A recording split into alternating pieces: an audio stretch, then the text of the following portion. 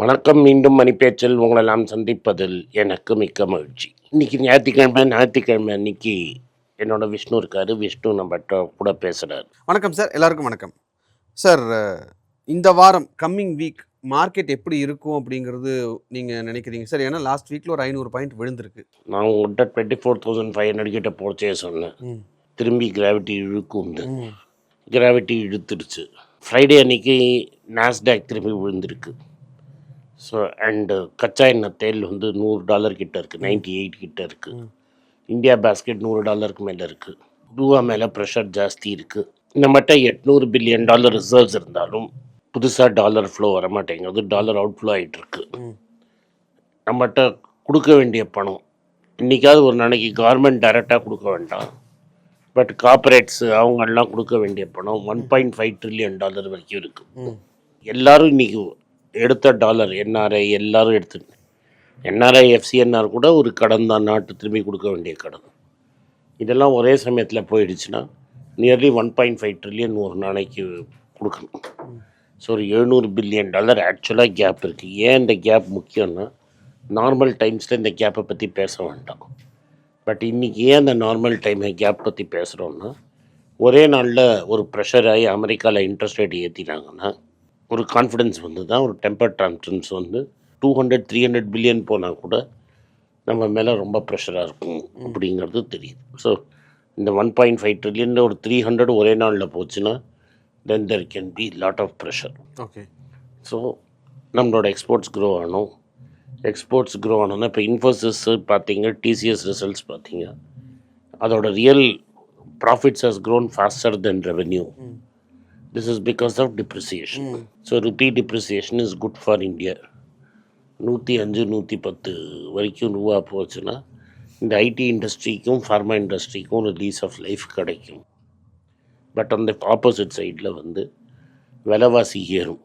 Already வந்து government வந்து இந்த பாண்டை மேனேஜ் பண்ணுறாங்க. இன்ட்ரெஸ்ட் ரேட் ஏற்றாமல் வேறு வழியே கிடையாது.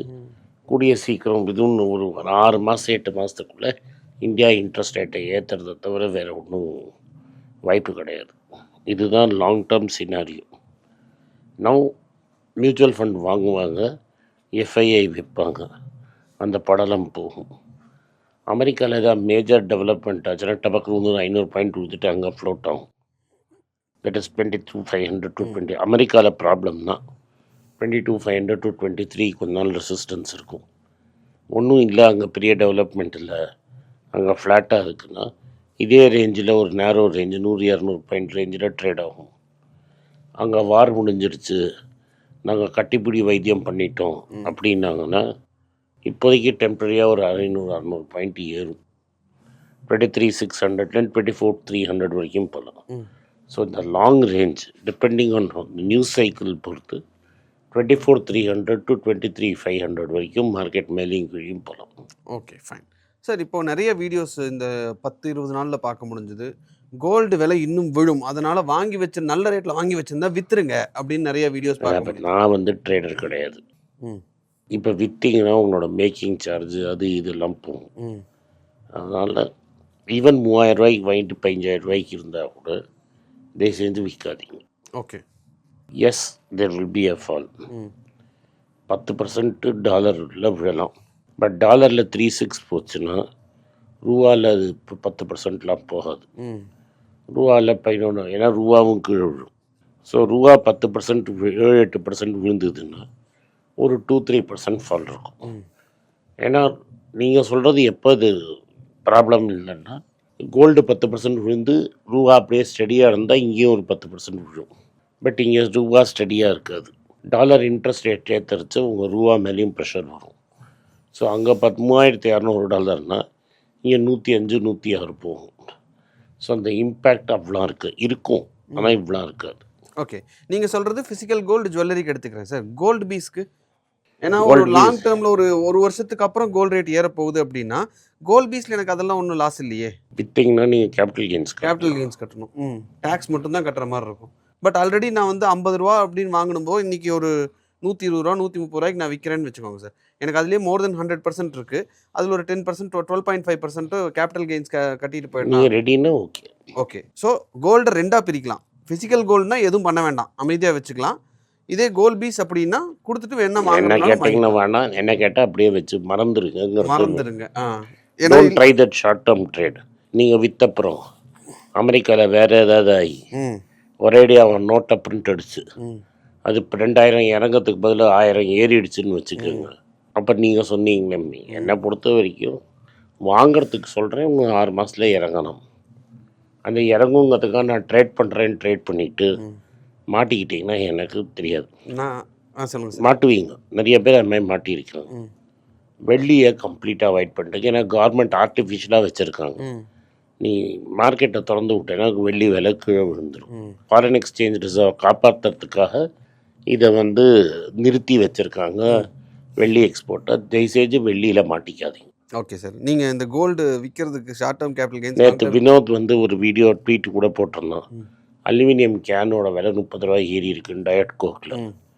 அப்போ அலுமினியம் ஸ்டேட் ஆஃப் ஹோர்முஸ்லேருந்து தான் வரணும் நம்மளுக்கு ஒரு போர்ஷன். நம்மளுக்கு அலுமினியம் வரல. அதை நீங்கள் தமிழாக்கம் பண்ணி ஒரு ஆர்டிக்கலாக போடுங்க. மக்கள் பேச்சில் ஒரு எக்ஸ்பிளைனர் வீடியோ கூட போடுங்க, ரிசர்ச் பண்ணி எப்படி 30 ரூபாய் ஏற்றிருக்காங்க. ஸோ நீங்கள் வெறும் கோல்டுன்னு சில்வர் பார்க்காம அலுமினியமோட கேனோட விலை ஏறினதில் எப்படி நீங்கள் குடிக்கிற டயட் கோக்கோட விலை ஏறி இருக்குங்க. டயட் கோக் விலை மட்டும்தான் ஏன் ப்ராப்ளம்னா, பெட் பாட்டிலில் டயட் கோக் இல்லை, மற்றதெல்லாம் பெட் பாட்டிலில் வந்துருச்சு. இதுதான் ப்ராப்ளம். ஓகே. நீங்கள் இப்போ சொன்னீங்களே சார், நிறையா பேர் வந்து டேக்ஸ் தான் கட்டுவாங்க, அது பண்ண வேண்டாம் அப்படின்னா, அந்த நிறையா பேரில் நானும் ஒருத்தன். பார்த்துட்டு இருக்கிறவங்களுக்கு சொல்கிறதுக்காக இதை நான் சொல்கிறேன். ஏன்னா ஆனந்த் சார் முன்னாடி இப்படி உட்காந்துட்டு இருக்கும்போது ஐடிசி விழுது, ஜான்வரி டைம்லன்னு நினைக்கிறேன் சார். ஐடிசி விழுது, நான் என் கோல்ட் பீஸை கொடுத்துட்டு ஐடிசி ஆவரேஜ் பண்ணுறதுக்காக உள்ளே இறங்கும்போது வேணாண்டா அதை பண்ணாத அப்படின்னு சொன்னார். பண்ணினேன், ஆவரேஜ் பண்ணி வச்சதில் எனக்கு ஓகே சார். ஆனால் என்னென்னா இந்த வருஷம் எனக்கு டேக்ஸ் வந்துருக்குல்ல, அதை டேக்ஸ் கட்ட வேண்டியது இருக்கும். என்னென்னா ஐடிசியில் வந்து டிவிடெண்ட் தூக்கி அப்படியே டேக்ஸாக கொடுக்கணும். அதான் சொல்லணும். ஓகே. ஸோ அந்த பிரச்சனை இருக்குது. ஸோ கோல்ட் பீஸை வித்துடலாமா அப்படின்னு கேட்குறவங்களுக்கு இந்த ஒரு ப்ராப்ளம் இருக்குது. டேக்ஸ் கட்டும்போது கொஞ்சம் வலிக்குது, அது மட்டும் பார்த்துக்கோங்க. Okay sir. அடுத்தது வந்து நேற்று கண்டினியூஸாக அந்த ஸ்டாக்ஸை பற்றி பேசிகிட்டு இருந்தோம் சார். அதில் இப்போது அடுத்த stock Tata consumer sir. Tata கன்சியூமரோட ரிசல்ட் வந்திருக்கு 29%. நான் இப்போ பார்க்கல லேட்டஸ்ட்டாக. டெஃபினட்டாக 60 டைம் 70 டைம் ஏதாவது ஏர்னிங்கில் இருக்கும். அதெல்லாம் தொடவே தொடாதீங்க. 50% 60% இருந்தால் பார்க்கலாம். ஓகே. இப்போ அந்த டாடா கன்சியூமர் வந்து எங்கிட்ட ரொம்ப நாளாக இருக்குது அப்படின்னா, என்கிட்ட தான் இருக்குது. என்கிட்ட 2005 இருக்குது. பத்திரமா இருக்கட்டும். 65 பிஇ. அதான் நான் சொன்னேன், 50% ட்ராப் ஆனாலும் 30-50 பிஇ. அதுக்கு ஐடிசி என்ன பிஇயில் இருக்குதுன்னு பாருங்கள். ஐடிசி ரொம்ப கம்மி சார். அப்போ சார் எனக்கு இன்னொரு சந்தேகம், ஹை பிஇயில் வாங்கினா அந்த ஷேரோட ப்ரைஸ் ஏறுறதுக்கு வாய்ப்பு இல்லை, கம்மியாக இருக்கும். What trend has shown you, வழுக்கிறதுக்கும் சான்ஸ் இருக்குது. My job is to protect capital. My job is not to look at risk, to increase capital. பஃபெட்டோட rule, never lose capital, forget rule number 2, don't forget rule number 1. ட்ரெண்டில் நீ ஹையில் வாங்கி எனக்கு பரவாயில்ல என்னென்னா, you loss 40% of your money and still you can lose another 50% of your money. புரியுது sir. அதில் இன்னொன்று நீங்கள் சொன்னீங்க சார், கொஞ்ச நாளைக்கு முன்னாடி பேசும்போது நீங்கள் நம்ம வீடியோவில் தான் சொல்லியிருந்தீங்க. என்ன சொல்லியிருந்தீங்கன்னா, ஹை வேல்யூட் ஸ்டாக்ஸை வாங்கினீங்கன்னா அது ரொம்ப நாளைக்கு எங்கேயும் மூவ் ஆகாமல் இருக்கிறதுக்கும் வாய்ப்பு இருக்குது. அது இருக்குது, ஏறவும் ஏறலாம், சறுக்கவும் சறுக்கலாம். வாழைத்தோளில் காலை வச்சு எதுக்கு சறுக்குவாங்க. இப்போ டாடா கன்சியூமர் ஹை வேல்யூட் அப்படின்னு ஆனதுக்கப்புறம் நீங்கள் சொன்னதை வச்சு பார்க்கும்போது அப்படியே ரொம்ப நாளைக்கு இருக்கிறதுக்கு வாய்ப்பு இருக்குது அப்படின்னா, நான் கொடுத்துட்டு கம்முன்னு வெளியே வந்துடுறது பெஸ்ட் இல்லைன்னு ஒரு சிலருடைய கேள்வி. எதுக்கு? நல்ல ஸ்டாக்கு, நல்ல கம்பெனி, நல்ல லாபத்தில் இருக்குது, அவ்வளோதானே. தேவைப்படும் போது அவங்கவுங்க தேவையை பொறுத்து அது மாறும். ஆமாம். Okay sir. அடுத்தது வந்து இந்தியன் ஹோட்டல். ஒரு பயங்கர டேர்ன் அரவுண்ட் ஸ்டோரி. நானும் 30 ரூபாய்க்கு வாங்கின ஸ்டாக்கு, அதை வந்து நீங்கள் இப்போ பிடிக்கவே முடியாது. ஏன்னா டெட்லாம் இருந்து இப்போ ரைட்ஸ் இஷ்யூ போட்டு அதுக்கப்புறமா வந்து இந்த புனித் சட்வாலுங்கிற ஒரு டேர்ன் அரவுண்ட் பண்ணி இன்றைக்கி டெட் ஃப்ரீ ஆகிடுச்சு. இப்போ வரப்போகிற இந்த வருஷத்தை விட்டுருங்க, அதுக்கு அடுத்த வருஷம் வரப்போகிற ப்ராஃபிட் டெஃபினட்டாக will be equal to the turnover in 2014. Okay. இப்போவே 20% ப்ராஃபிட் காமிச்சிருக்காங்க. ஸோ நான் என்ன சொல்கிறேன்னா, இது வந்து profit will continue to grow and it's a dead free company. Asset light மாடலில் இருக்காங்க. ஐடிசி ஹோட்டல், இந்தியன் ஹோட்டல் ரெண்டில் உங்களோட ப்ரிஃபரன்ஸ்? ஏன்னா நான் பார்த்த வரைக்கும், பர்சனலாக கூட இருந்து பார்த்த வரைக்கும், நீங்கள் எங்கே ட்ராவல் பண்ணாலும் ஐடிசியில் ஸ்டே பண்ணுறீங்க. ஐடிசியில் ஸ்டே பண்ண மாட்டேன்ப்பா. பண்ண மாட்டிங்களா? ஐடிசியில் இருந்ததே கிடையாதுண்ணா சார். இந்திய ஓ, அப்ப இருக்கான்னு பாருன்னு சொல்லுவீங்களோ? மெட்ராஸில் நான் எங்கே போகிறேன்னு தெரியும். ம். மெட்ராஸில் ஏதாவது ஈவெண்ட் நடந்தால் ஐடிசி கிராண்ட் சோலாரில் நடக்கும் எங்கள் கம்பெனி ஆஃபீஸ் ஈவெண்ட் அது. ம். அதை வச்சு நீ சொல்கிற. ம். மதுரைக்கு போனால் தாஜ் தான். ம். உங்க ஒரு பழைய தாஜ் இருக்குது, இந்தியன் ஹோட்டலில் வந்துடும். இல்லாட்டா மேரியட் ஒன்று இருக்குது. ம். ரைட்டாக தாஜ் இல்லைன்னா மேரியட்டு. இப்போ ப்ராக்டிக்கலி மேரியட் தான். ஓகே. திருச்சியும் மேரியட். திருச்சியில் எப்போதும் ரம்யா ஹோட்டலில் தங்குவேன், ரொம்ப ரேராக மேரியட்டில் தங்குவேன். ம். Fine sir. பெங்களூர் போனால் தாஜ், கோயம்புத்தூர் போனால் தாஜ். ஸோ உங்கள் ப்ரிஃபரன்ஸ் வந்து தாஜ் தான். நான் இதை வந்து ஸ்டாக் பேஸில் கேட்குறேன். இன்றைக்கி நான் ஒன்றுமே இது ரெண்டும் தொட மாட்டேன். ஆமாம், தொட முடியாத சுச்சுவேஷன். பட் நான் கன்சிடர் பண்ணணுன்னா I would prefer Taj. Okay, ஏன்னா ரிசல்ட் நல்லா கொடுத்துருக்காங்க. ரிசல்ட் மட்டும் இல்லை, it's much bigger chain and ரொம்ப ரேப்பிடாக எக்ஸ்பேண்ட் ஆகுது. Okay sir. அடுத்தது பஜாஜ் ஆட்டோ, நல்ல result sir. 42% net profit increase ஆயிருக்கு. வைர ஊசி சார். 26 sir B. வைர ஊசி சார். என்ன சார் 26க்கே நீங்கள் வைர ஊசின்ட்டீங்க? எனக்கு தெரிஞ்சு 16, 17 இதை கன்சிடர் பண்ண சொன்னீங்க. அன்னைக்கு ஒரு அமௌண்ட்டு ஓகே, அது வைர ஊசி கிடையாது. நீங்கள் உங்களோட கணக்குப்படி பார்த்தா 30 வரைக்கும் கன்சிடர் பண்ணலாம்ல சார்? அதான் 10,000 போயிடுச்சா இல்லையா சார்? 10,000 கிராஸ் பண்ணி 11,000 கிட்ட இருக்கு. அப்பயும் இது வேல்யூ மாதிரி தானே சார் இருக்கு? எனக்கு திரும்பி 8,000க்கு போனால் நீ அழாமல் இருந்தால் you can consider. Okay fine. அடுத்தது டிவிஎஸ் சார். இது வந்து வைர ஊசி, ஆனால் 51% profit, which is higher than Bajaj. But what is the பி/E? ப்ரைஸ் டு earnings நீங்கள் ரொம்ப ஜாஸ்தி சார். டிவிஎஸ் பார்க்கவே வேண்டியதில்லைன்னு நினைக்கிறேன். இல்லை, அது எவ்வளோ ஏறி இருக்குன்னு தெரியாது இப்போ. ஓகே, டிவிஎஸ் வந்து 53ல் இருக்குங்க சார். ஆனால் இவங்க அவங்களோட ஃபினான்ஸ் இதை வந்து ஸ்பின் ஆஃப் பண்ணுறாங்க, தனி கம்பெனியாக மாற்றுறதுக்காக பார்த்துட்டு இருக்காங்க. TVS credit. ஆமாம். ஸோ டிவிஎஸ் கிரெடிட் தனியாக போச்சுன்னா எவ்வளோ வேல்யூன்னு பார்க்கும். இதில் எவ்வளோ பர்சன்டேஜ் அது இருக்குது, ஸோ அது ஸ்பின் ஆஃப் ஆகிறதுப்போ வேல்யூவாக இருக்கா அப்படிங்கிறத பார்க்க வேண்டியது இருக்குது. பட் நீங்கள் அது பார்க்கும்போது அதுக்கு புக் வேல்யூ பார்ப்பீங்களா sir? Okay sir fine. KVP sir 45% net profit increase ஆயிருக்கு. அது எங்கேயோ போயிடுச்சுப்பா. பிஆர் சேஷாத்ரி அந்த பேங்க்கை ஜாயின் பண்ணுறச்ச நம்ம அதை கன்சிடர் பண்ணோம்.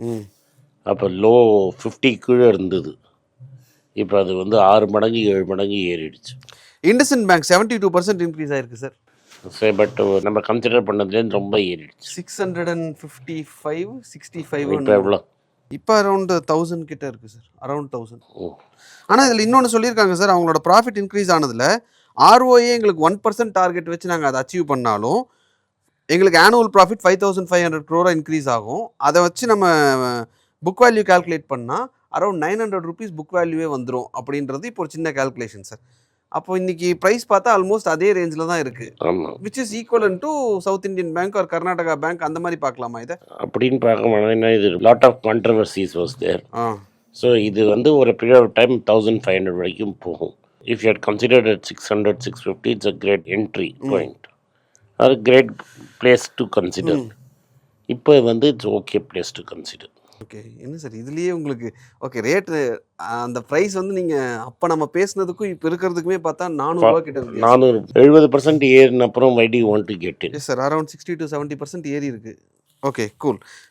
அடுத்தது வந்து ஹெச்டிஎஃப்சி நேற்றே சொல்லிட்டீங்க sir. Yes bank 34% net profit increase ஆயிருக்கு சார். எஸ் பேங்க் சுமட்டோமோ பற்றி இன்னும் நியூஸ் வரல, வந்ததுக்கப்புறம் பார்த்துக்கலாம். பட் அது வரைக்கும் எங்கள் டிஃபன் காஃபி ரேஞ்சுக்கு அதுதான் சரி சார். நாங்கள் ஒரு வடை சாப்பிட்ற மாதிரி. Federal bank sir 36% net profit. Bank எல்லாமே நல்லா பர்ஃபார்ம் பண்ணியிருக்கு சார் இந்த Q1ல. என்ன ரீசன் சார்? பாண்ட் ஈல்ட்ஸை செக் பண்ணிங்கன்னா தெரியும்.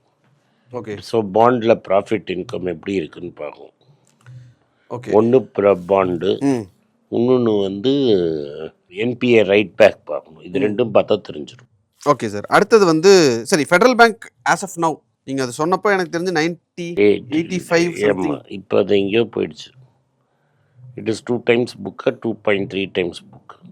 It is around 2 times book sir. 2.2 times book இருக்குது. அப்படி பார்க்கும்போது நம்ம ஹெச்டிஎஃப்சி இன்னும் பெட்டராக இருக்கிற மாதிரி. HDFC, IDFC bank, you have IndusInd, lot more. ICICI bank sir 16% net profit. குதிரை எங்கேயோ ஓடிடுச்சு அப்பவே அது. பட் நீங்கள் ஐசிஐசிஐ பற்றி ஆஸ் அ பேங்காக இது நாள் வரைக்கும் நமக்கு கன்சிடர் பண்ணுறதுக்கு சொன்ன மாதிரி எனக்கு ஞாபகம் இல்லை. அப்போ சந்தா கோச்சர் விட்டோன்னா சொன்னேட்டானோ உண்டாகும். 3 times இருக்குது, 3 times புக் இருக்குது. So HDFC will reach that point one day. HDFC fine. Okay sir. Which means it will be like நல்ல ப்ராஃபிட் இருக்கும். அதனால தான் சொன்னேன் வெயிட் பண்ணுங்க. அதனால தான் you start. Okay sir. Kotak Mahindra bank 26%. அது எப்போதுமே ஏற்றவே மாட்டேன், அது அப்படியே இருந்துன்னு இருக்கும். It's an also run, it grows by acquisitions and ரொம்ப கேர்ஃபுல், ரொம்ப கன்சர்வேட்டிவ் ஸ்ட்ராட்டஜி, ஓகே. ரொம்ப ஃபாஸ்ட்டாக க்ரோ ஆகுது.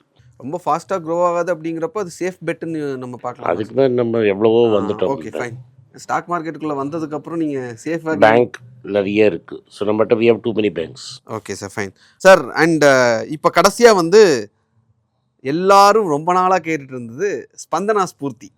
என்ன கேட்ட வரைக்கும் ஸ்பந்தனா ஸ்பூர்த்தியில் ப்ராப்ளம் இல்லை. I considered it at its lowest point. இப்போ வந்து நிறைய ரீசன் சொல்கிறாங்க. தட் ப்ரைமர்லி அதோட CRAR, that is capital adequacy ratio 37 வந்திருக்குது. கடேரா கேபிட்டல் இருக்கிற வரைக்கும் ஐ டோன்ட் ஹவ் எனி பயம். கடேரா கேபிட்டல்னா பஜாஜ் ஃபேமிலி, பஜாஜோட சன் இன்லா, அவர் தான் அங்கே பிரின்சிபல் ஷேர் ஹோல்டர். அவங்களால பணம் போட முடியும். And with Venkatesh being a good manager it will turn around. At this point of time it is struggling. Okay sir. இன்னும் ஒரே ஒரு கேள்விங்க சார் கடைசியாக. ஃபாக்ஸ்வேகன் வந்து ஜேஎஸ்டபிள்யூ கூட டாக்ஸ் போயிட்டுருக்கு. அவங்களோட மார்க்கெட் ஷேர் 2.5. வாக்ஸ்வேகன் இன் சீரியஸ் ட்ரபிள். ஜேஎஸ்டபிள்யூ எனக்கு என்ன புரியலன்னா, வண்டி எலக்ட்ரிக் வெஹிக்கிள் மட்டும் தான் பண்ண போகிறோம் நாங்கள். இப்போ எதுக்கு இதை போய் வாங்குறாங்கன்னு எனக்கு தெரியல. இப்போ ஒருவேளை ஃபாக்ஸ்வேகனை ஃபாக்ஸ்வேகன் இந்தியாவை ஈவியாக மாற்றுறதுக்கு அப்போ அவன் தானே அது எதுக்கு இவன் சைனாக்காரனை கூட்டின்னு வந்தால் ஈவி பெட்டர் கார் கொடுத்துருவாங்க. ஒரு வருஷத்துக்கு ஒரு பிராண்ட் வேல்யூ இருக்குல்ல சார், பிராண்ட் வேல்யூ அதோட ஸ்டர்டிட்டின்னு சொல்லி நிறைய சைனாக்காரன் வாங்கிடுவான். அப்போ ஓகே, இவங்களே சைனா மொரிஸ் கராஜ் தானே சார் எடுத்திருக்காங்க. அதே தான். Okay sir fine. ஸோ இது டேர்ன் அரவுண்ட், ஃபாக்ஸ்வேகன் டேர்ன் அரவுண்டுங்கிறது வந்து ட்ரையல் தான். Top 3 fixed. Maruti, Tata, Mahindra fixed. JSW எவ்வளோ தூரம் வருவாங்கன்னு எனக்கு தெரியல. மாருதி இன்னும் கேமுக்குள்ளேயே வரல சார், ஆனால் நீங்கள் ஃபஸ்ட்டில் வைக்கிறீங்க. ஏன்னா இவ்வளோ தூரம் அட்வான்டேஜ், ஏன்னா எவ்வளோ வருஷம் மொனாப்பலி கொடுத்தீங்க.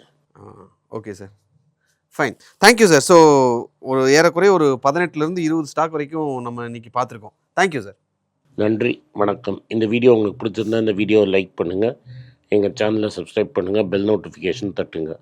இந்த வீடியோ முடிஞ்சால் உங்கள் சொந்தக்காரங்களுக்கும் ஃப்ரெண்ட்ஸுக்கும் அனுப்புங்க, அவங்கள பார்க்க சொல்லுங்கள். நன்றி, வணக்கம்.